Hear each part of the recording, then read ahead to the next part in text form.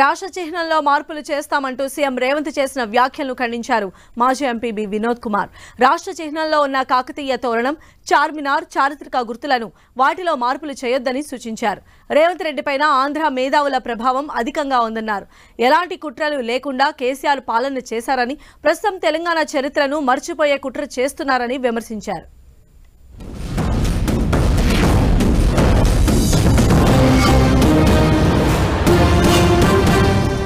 గతపు ఆనవాళ్ళను అన్నిటినీ సమూలంగా మొత్తం మార్పు చేసే బాధ్యత మాది అధ్యక్ష.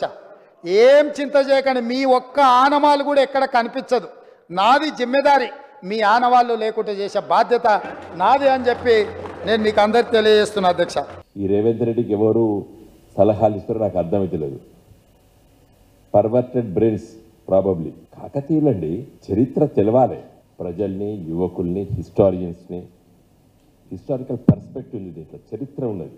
నాకైతే అనుమానం ఉన్నది రేవంత్ రెడ్డి గారు మీ పైన maybe you might be under the influence of Andhra leaders.